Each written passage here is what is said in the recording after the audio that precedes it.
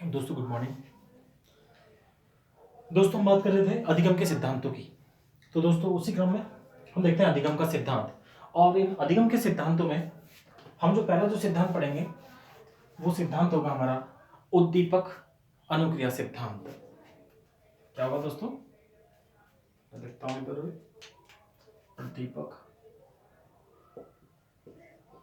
उद्दीपक अनुक्रिया सिद्धांत, इसी को दोस्तों इंग्लिश में बोल दिया जाता है स्टिमुलस रेस्पॉन्स थ्योरी।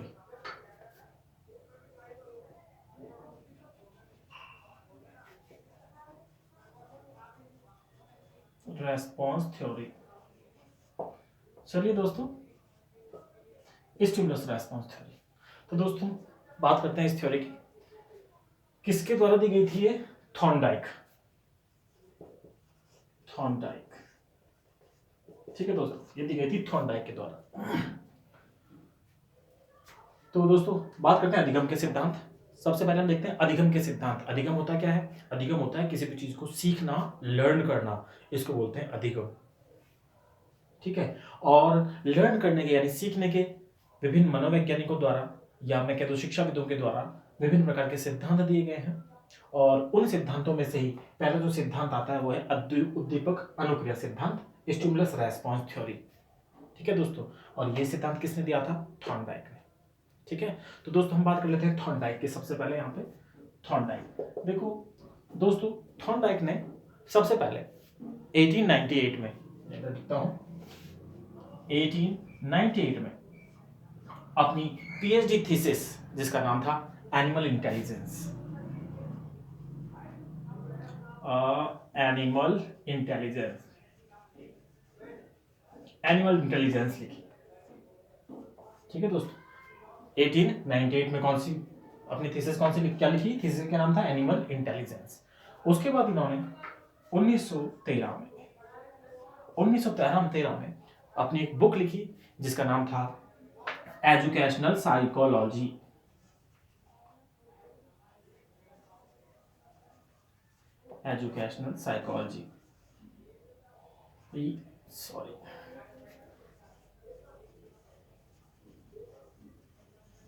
जिसको हम बोल देते हैं एजुकेशनल साइकोलॉजी, मतलब शैक्षिक मनोविज्ञान। ठीक है दोस्तों, तो हमने दोस्तों क्या बात की? सबसे पहले अधिगम का मतलब क्या होता है? किसी भी चीज को सीखना, लर्न करना अधिगम कहलाता है। उसके बाद अधिगम के विभिन्न शिक्षाविदों द्वारा या मनोवैज्ञानिकों द्वारा विभिन्न प्रकार के सिद्धांत दिए गए हैं। ठीक है। और उन सिद्धांतों में पहला जो हम सिद्धांत पढ़ेंगे वो है उद्दीपक अनुक्रिया सिद्धांत। इसी का दूसरा नाम है स्टिमुलस रेस्पॉन्स थ्योरी। किसके द्वारा दी गई दोस्तों? थॉर्नडाइक के द्वारा। ठीक है।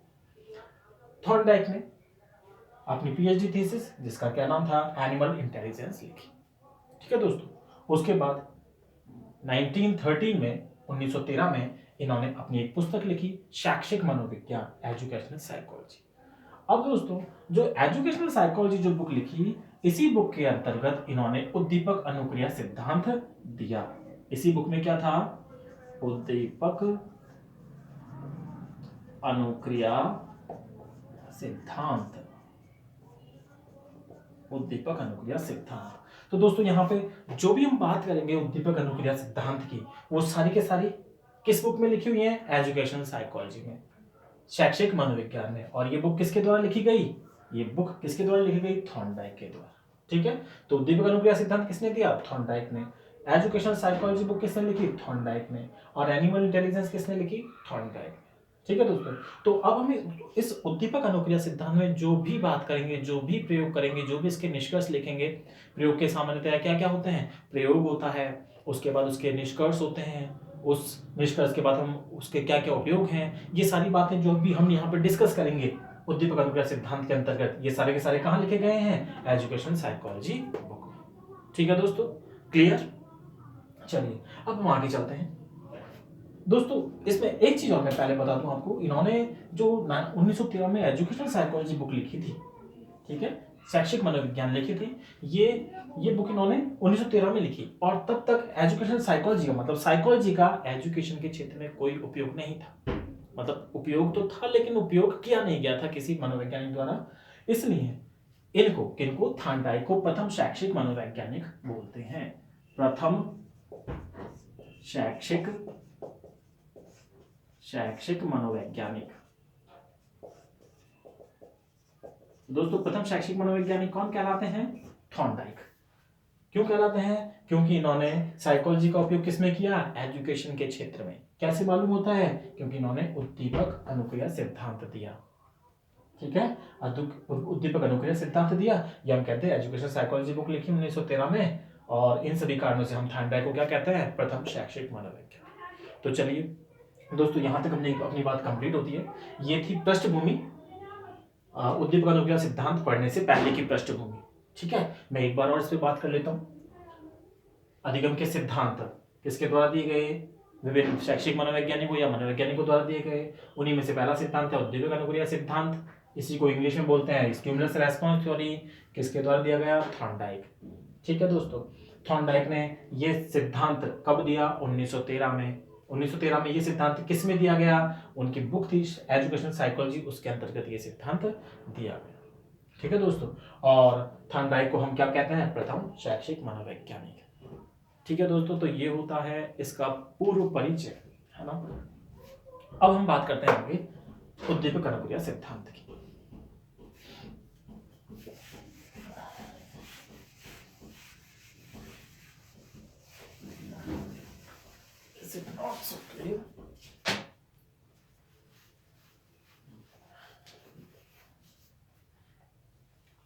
थॉर्नडाइक। ठीक है दोस्तों, तो दोस्तों अब हम बात करते हैं प्रयोग की।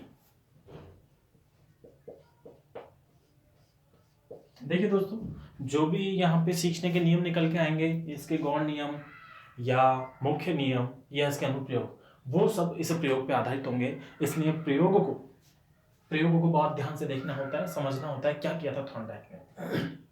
तो सुनिए, थॉर्नडाइक ने क्या किया दोस्तों? एक पिंजरा। ठीक है दोस्तों, ये हम मान लेते हैं थॉर्नडाइक ने ये एक ले लिया पिंजरा, और इस पिंजरे में एक यहाँ पे बटन था। ठीक है, उसको जब हम करते हैं तो ये पिंजरा खुल जाता है, और बाहर एक मीट का टुकड़ा था, और पिंजरे में दोस्तों क्या थी? बिल्ली। मैं ड्राइंग इतनी सुंदर नहीं है दोस्तों, जो भी है, जैसा भी जो है, बिल्ली जो लग रहा है चूहा बन गया कि यार चूहा नहीं होना चाहिए, क्या होनी चाहिए? बिल्ली। आप इसको बिल्ली समझ दो। ये पिंजरा था, ठीक है, और चारों तरफ से बंद था, ऐसा नहीं है कि इसी तरफ से खुला हुआ हो। ठीक है, और यहाँ पे एक बटन था जिस पे अगर पंजा पड़ता है तो ये पिंजरा खुल जाता है। ठीक है दोस्तों, तो थॉर्नडाइक ने क्या किया? सबसे पहले एक भूखी बिल्ली ली।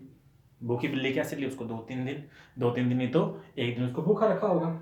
ठीक है, उसको पिंजरे में बंद कर दिया और बाहर रख दिया मांस का टुकड़ा। ठीक है, अब जब बिल्ली को बंद कर दिया और बाहर मांस का टुकड़ा रखा, तो बिल्ली को भूख लगी थी। जैसे ही बिल्ली ने मांस का टुकड़ा देखा, वो पिंजरे में उछल कूद करने लगी, मांस के टुकड़े की तरफ कभी जाती, कभी पिंजरे से टकराती, ऐसा करती रही, बार बार ये करती रही। और ऐसे ही करते करते एक बार क्या हुआ कि इसका जो पंजा है वो इस बटन पे पड़ गया, और जैसे ही बटन दबा, ये पिंजरा खुल जाता है और बिल्ली मांस के टुकड़े को खा लेती है।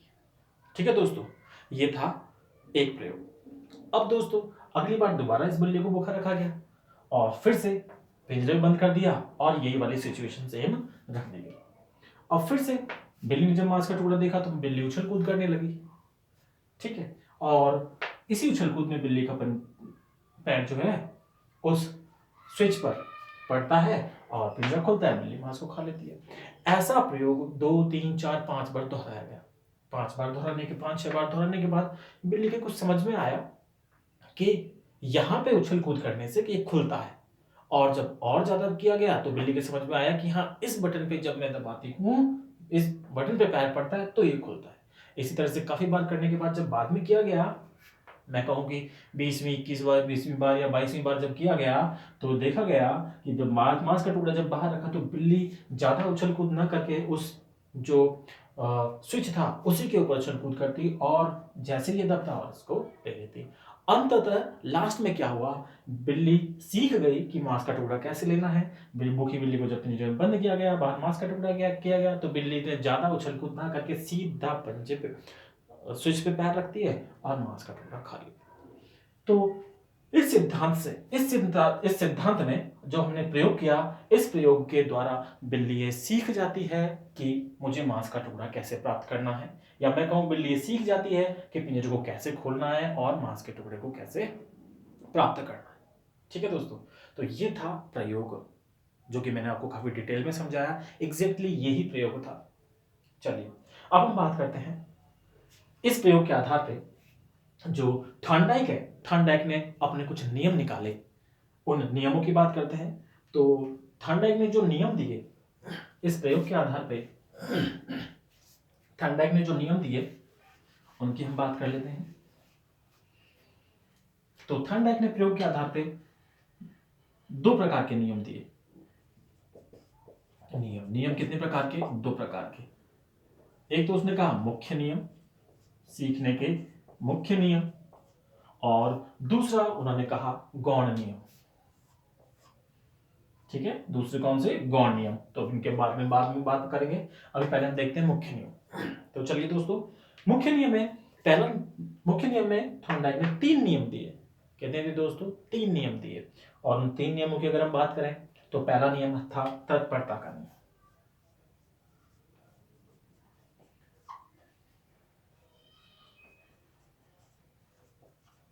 तत्परता का नियम।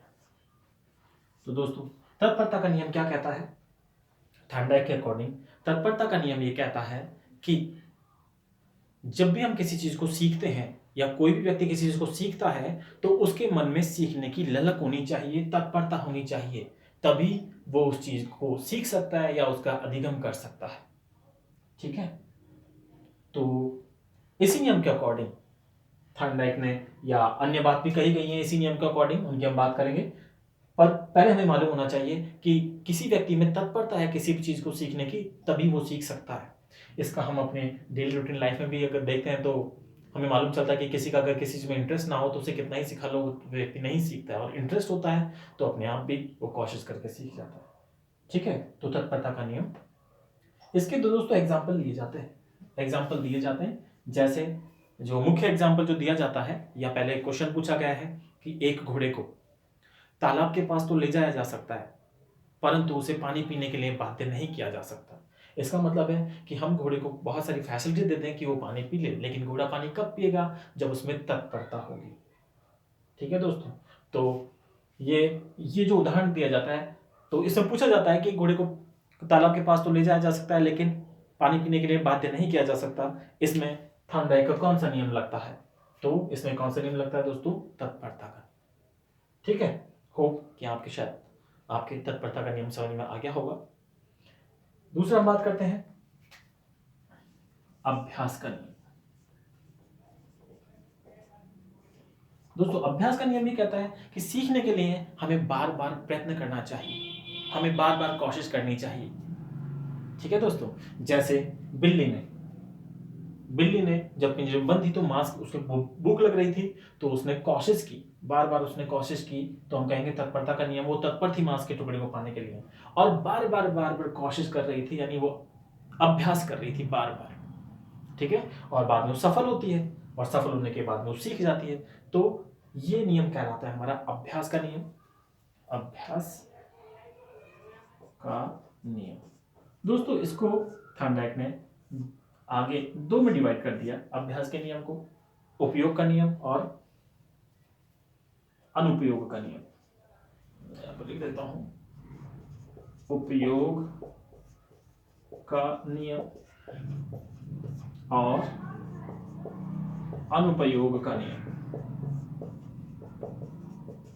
ठीक है दोस्तों, ये 2 में इसने थॉर्नडाइक ने डिवाइड किया। अगर कोई चीज उपयोगी है तो हम उसको बार बार काम में लेते हैं और हम सीख जाते हैं, अनुपयोगी है तो हम फिर उस चीज को नहीं सीख पाते। चलिए दोस्तों, ये बात हुई अभ्यास के नियम की, और अब हम बात कर लेते हैं इनका जो मुख्य नियम है, जो तीसरा नियम था वो है प्रभाव का नियम। प्रभाव का नियम दोस्तों, प्रभाव का नियम कहता है कि जो हम सीखते हैं उसकी कितनी इंपॉर्टेंस है, उसके आधार पर भी सीखना प्रभावित होता है। ठीक है, और इसी में इन्होंने 2 नियम दिए थे। तो प्रभाव के नियम में 2 नियम, ये इन्होंने 2 नियम दिए, और इन 2 नियमों को हम देखते हैं। ये 2 नियम दिए गए थे, संतोष का नियम और असंतोष का नियम। संतोष का नियम, संतोष का नियम और असंतोष का नियम।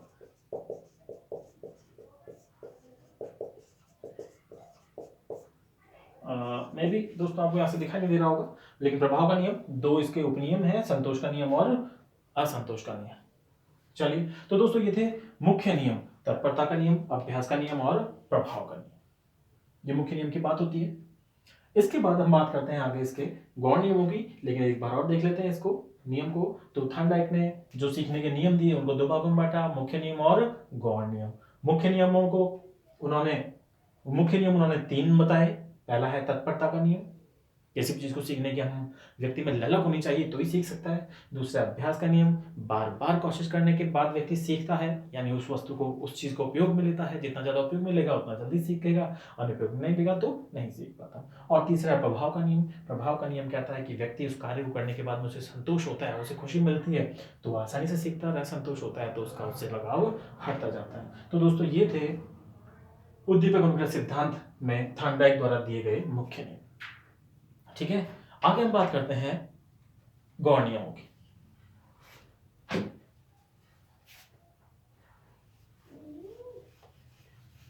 तो दोस्तों अब हम बात करेंगे हमारे गौण नियमों की।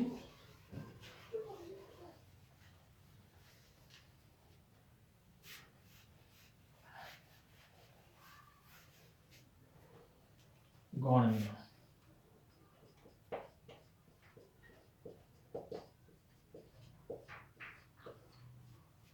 तो दोस्तों थॉर्नडाइक द्वारा जो गौण नियम दिए गए वो कुल 5 थे। कितने थे दोस्तों? 5। गौण नियमों की संख्या कितनी थी? 5। और इनमें से पहला जो हम बात करेंगे वो है बहु प्रतिक्रिया का नियम।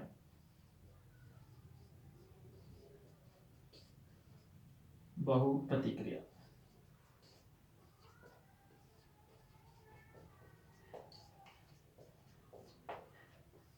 दोस्तों बहु प्रतिक्रिया नियम ये कहता है कि हमें सीखने के लिए बार बार कोशिश करनी चाहिए। ठीक है, बहुत सारी क्रियाएं करनी होती हैं। ठीक है, तो बहु प्रतिक्रिया का नियम जो कि गौण नियम है कहता है कि सीखने के लिए बार बार कोशिश करनी चाहिए। ठीक है, सेकंड जो है वो है मानसिक विन्यास का नियम। मानसिक विन्यास का नियम, दोस्तों मानसिक विन्यास का नियम ये कहता है कि जब बहुप्रतिक्रिया की जाती है तो बहुप्रतिक्रिया के साथ साथ हमें थोड़ा ध्यान भी रखना पड़ता है, हमें मानसिक रूप से भी थोड़ा एक्टिव होना होता है। ठीक है, वो बहुत जरूरी है सीखने के लिए।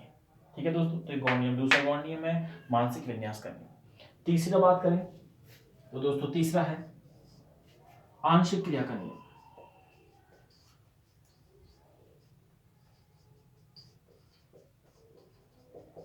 आंशिक क्रिया का नियम दोस्तों कहता है कि अगर जो भी हम सीखते हैं, जिस चीज को भी सीखा जाता है, उसको पूरे को एक साथ ना सीख कर हम उसे टुकड़ों में सीखें तो वो ज्यादा बेटर होता है। उसको थोड़े थोड़े भागों में अगर बांट लिया जाए, थोड़ी थोड़ी बार कोशिश की जाए तो उसको सीखा जा सकता है। तो दोस्तों आंशिक क्रिया का नियम, ये आंशिक क्रिया का नियम होता है।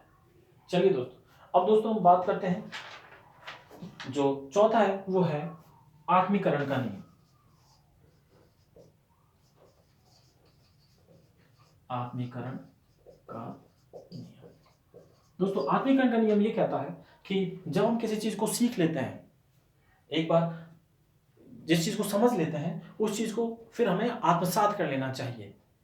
ऐसा नहीं कि उसे विस्मृत कर दो, उस चीज को आत्मसात करना चाहिए। तो ये कहता है आत्मीकरण का नियम। आत्मसात करेंगे तो सीखना आसान हो जाता है। और दोस्तों इसी क्रम में जो 5वां गौण नियम है वो 5वां गौण नियम मैं बताता हूं, साहचर्य परिवर्तन का।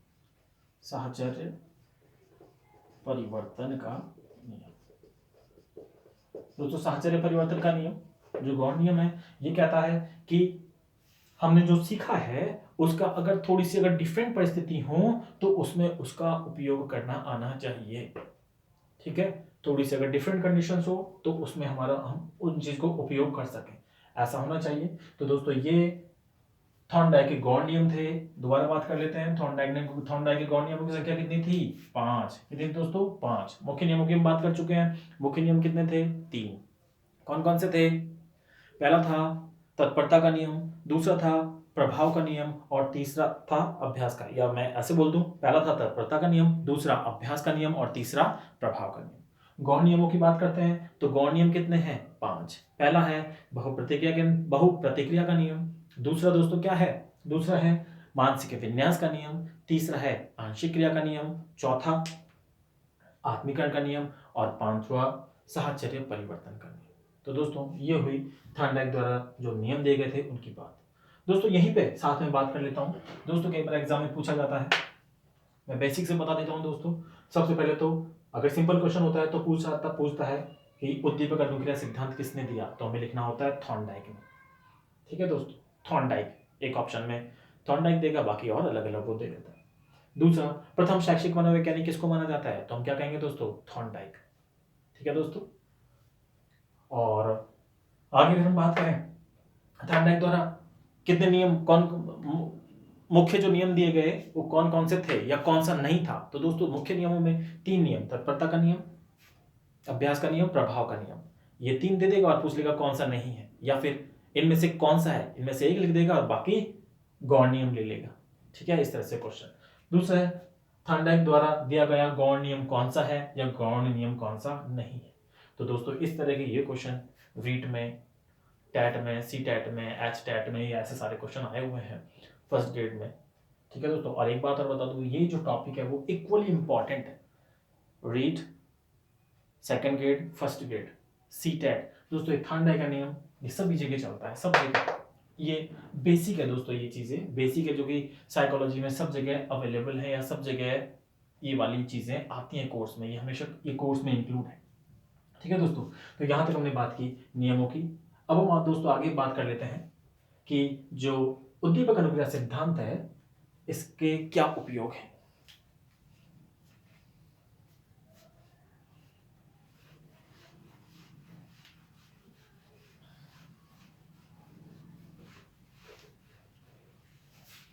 ठीक है दोस्तों, तो दोस्तों हमने क्या क्या बात कर चुके, हमने प्रयोग देख लिया, प्रयोग में क्या किया थॉर्नडाइक ने। ठीक है दोस्तों, उसके बाद हमने नियम में देखा गौण नियम, पहले मैं मुख्य नियम लिख देते हैं, मुख्य नियम और दूसरे गौण नियम। मुख्य नियम कितने? 3, गौण नियम कितने? 5। और उसके बाद में सिद्धांत के उपयोग। ठीक है दोस्तों, तो उपयोग की बात करते हैं। तो दोस्तों ये सिद्धांत, अगर हम इनके नियमों की बात करें तो पहला नियम था तत्परता का नियम। उस सिद्धांत के आधार पर हम बता सकते हैं कि हमें सीखने के लिए, किसी भी चीज को सीखने के लिए तत्पर होना चाहिए।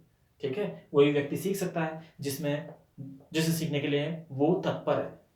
ठीक है दोस्तों, तो ये हुआ पहला उपयोग। दूसरे उपयोग की अगर हम दूसरा नियम देखें, मुख्य नियमों में दूसरा तत्परता का नियम, दूसरा था अभ्यास का नियम। दूसरा नियम ये कहता है कि व्यक्ति को सीखने के लिए बार बार कोशिश करनी चाहिए। ठीक है, बार बार कोशिश करने से व्यक्ति सीखता है। तीसरा है प्रभाव का नियम। प्रभाव का नियम कहता है कि सीखना तभी सफल होता है। प्रभाव के नियम के 2 उपनियम थे, उपयोग का नियम और अनुपयोग का नियम, या मैं कहता हूँ संतोष का नियम और असंतोष का नियम। तो दोस्तों जो भी हम सीखते हैं उसका हमारी जिंदगी में कितना प्रभाव है, उससे भी हमारा सीखना प्रभावित होता है। ठीक है दोस्तों, और इसी के अंतर्गत अगला जो आता है कि हमें सीखने के लिए ये सिद्धांत जो कहता है वो क्या है कि असफलता में ही सफलता होती है। जब व्यक्ति असफल हो जाता है तो बार बार उसे कोशिश करनी चाहिए जिससे वो सफल हो जाए। ठीक है दोस्तों, और ये सिद्धांत दोस्तों छोटे बालकों के, इस सिद्धांत के अकॉर्डिंग छोटे बालकों के लिए ये सिद्धांत सीखने के लिए बहुत अच्छा है, क्योंकि इसमें प्रयास व त्रुटि से सीखा जाता है। ठीक है दोस्तों, इसमें बार बार प्रयास किया जाता है और फिर सीखा जाता है उसी चीज़ को। इसलिए यह सिद्धांत छोटे बालकों के सीखने के लिए विशेष उपयोगी है और मंद गति से सीखने वालों के लिए भी यह सिद्धांत उतना ही उपयोगी है। ठीक है दोस्तों, और कहा भी गया है, करत करत अभ्यास के जड़मति होत सुजान, रसरी आवत जात के सिल पर पड़त निशान। अर्थात रस्सी के बार बार पत्थर पे रगड़ खाने से उस पत्थर पे भी निशान पड़ जाता है। इसलिए किसी भी चीज़ को जो भी हमें टफ लगती है उसको अगर बार बार कोशिश करके बार बार सीखा जाए तो हम उस चीज़ को सीख जाते हैं। ठीक है, और इसी प्रकार क्वेश्चन भी पूछा जाता है, करत करत अभ्यास के सिल पर पड़त निशान, रसरी आवत जात के सिल पर पड़त करत करत अभ्यास के सिल पर पड़त निशान, रसरी आवत जात के करत करत अभ्यास के जड़मत होत सुजान, रसरी आवत जात के सिर पर पड़त निशान। अर्थात प्रैक्टिस से अभ्यास से व्यक्ति सीख सकता है, तो हमें अभ्यास को अपनाना चाहिए। जितना ज़्यादा हम अभ्यास करेंगे उतना ज़्यादा सीखेंगे। ठीक है दोस्तों, और इसी क्रम में अगला जो है कि सफलता से बढ़कर कोई पुरस्कार नहीं होता। तो जब हम किसी चीज़ को सीखते हैं तो हमें कोशिश लगातार करनी रहनी चाहिए, और जो सफलता हमें प्राप्त होती है उससे व्यक्ति और ज़्यादा सीखता है। ठीक है दोस्तों, तो दोस्तों ये था हमारा थॉर्न उद्दीपक अनुक्रिया सिद्धांत। ठीक है, तो इसके एक बार हम दोबारा से इसका थोड़ा सा रिव्यू ले लेते हैं, शॉर्ट रिव्यू। तो उद्दीपक अनुक्रिया सिद्धांत किसके द्वारा दिया गया? थॉर्नडाइक ने। अच्छा, एक दोस्तों एक चीज और है, इसी सिद्धांत में कई सारे नाम दिए गए हैं। वो नाम कौन कौन से हैं? एक तो दोस्तों बिल्ली ने जो सीखा वो प्रयास और त्रुटि से सीखा, इसलिए इसी सिद्धांत का एक नाम हो जाता है प्रयास व त्रुटि का सिद्धांत। प्रयास व त्रुटि का सिद्धांत। ठीक है दोस्तों, और उद्दीपक अनुक्रिया सिद्धांत, इसमें दोस्तों जो बिल्ली ने जो मांस का टुकड़ा देखा वो उसके लिए उद्दीपक था, और जब वो उछल कूद करती है पिंजरे में उस मांस के टुकड़े को पाने के लिए, वो उसकी अनुक्रिया थी, और मांस का टुकड़ा क्या था? उद्दीपक। ठीक है, तो इसीलिए इस सिद्धांत को बोल दिया जाता है उद्दीपक अनुक्रिया सिद्धांत। ठीक है दोस्तों, और अगर हम बात करें सिद्धांत के नियमों की, तो अन्य नियमों में इस सिद्धांत में जो नियम दिए जाते हैं दोस्तों, बंद का सिद्धांत। दोस्तों जब बिल्ली मांस के टुकड़े को प्राप्त करने की कोशिश करती है तो वो जो क्रिया करती है वो मांस के टुकड़े को देखकर करती है। ठीक है, और जब क्रिया करते करते उसे मालूम हो जाता है कि हाँ इस स्विच पे पैर रखने से ये खुल जाता है, इस तरह मांस के टुकड़े, स्विच और बिल्ली के मध्य बंद बन जाता है। इसलिए इस सिद्धांत को बोला जाता है बंद का सिद्धांत, और इसी सिद्धांत को बोला जाता है दोस्तों आवृत्ति का सिद्धांत। मैं यहाँ पे लिख दूं बंद का सिद्धांत। ठीक है दोस्तों, और इसी सिद्धांत को बोला जाता है आवृत्ति का सिद्धांत।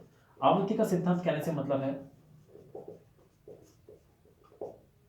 आवृत्ति का सिद्धांत कहने से मतलब है कि बिल्ली बार बार कोशिश करती है तब उसको प्राप्त करती है, मतलब उस चीज के लिए वो बार बार कोशिश करती है। आवृत्ति मतलब किस चीज का बार बार होना, उसे हम कहते हैं आवृत्ति। तो बिल्ली बार बार प्रयास करती है और मांस के टुकड़े को प्राप्त करती है। दोस्तों इसी सिद्धांत को कह दिया जाता है खुशी व दुख का सिद्धांत।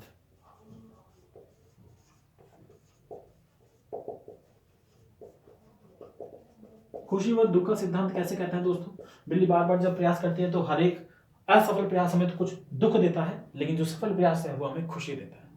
ठीक है दोस्तों, तो इनका ये नाम भी दिए जाते हैं। तो चलिए एक बार बात कर लेते हैं उद्दीपक अनुक्रिया सिद्धांत की। इसी के दूसरे नाम में प्रयास व त्रुटि का सिद्धांत, बंद का सिद्धांत, आवृत्ति का सिद्धांत, खुशी व दुख का सिद्धांत। इस सिद्धांत में थॉर्नडाइक ने जो प्रयोग किया वो किस पर किया दोस्तों? भूखी बिल्ली पर। भूखी बिल्ली को पिंजरे में बंद किया और बाहर मांस का टुकड़ा रखा था। प्रयोग के बाद हम नियम की बात करें तो थॉर्नडाइक ने इस सिद्धांत के बेसिस पे नियम निकाले। उनमें मुख्य नियम 3 और गौण नियम 5। मुख्य नियमों की बात करें तो पहला मुख्य नियम तत्परता का नियम, दूसरा अभ्यास का नियम और तीसरा प्रभाव का नियम। ठीक है दोस्तों, गौण नियमों की बात करें तो गौण नियम पहला बहु प्रतिक्रिया नियम, दूसरा कौन सा होगा? आंशिक क्रिया का नियम, तीसरा मानसिक विन्यास का नियम, चौथा जो गौण नियम होगा वो हमारा गौण नियम होता है आत्मीकरण का नियम, और पांचवा साहचर्य परिवर्तन का नियम। ठीक है, और इसी सिद्धांत के आधार पर इस सिद्धांत के सारे उपयोग किए जाते हैं। ठीक है, छोटे बच्चों के लिए सिद्धांत सीखने के लिए बहुत उपयोगी है, छोटे बच्चों को सीखने के लिए, क्योंकि छोटे बच्चे प्रयास व त्रुटि से सीखते हैं। ठीक है दोस्तों, और मंदबुद्धि बच्चों के लिए भी ये उतना ही उपयोगी है। ये सिद्धांत कहता है कि हमें बार बार प्रयास करना चाहिए किसी भी चीज़ को सीखने के लिए। ठीक है दोस्तों, तो ये सारी बातें थी उद्दीपक अनुक्रिया सिद्धांत की। दोस्तों, आपको ये कैसा लगा सिद्धांत, नीचे इसमें ज़रूर कमेंट करें। अगर पसंद आया हो तो लाइक करें, शेयर करें और सब्सक्राइब करें। Thank you.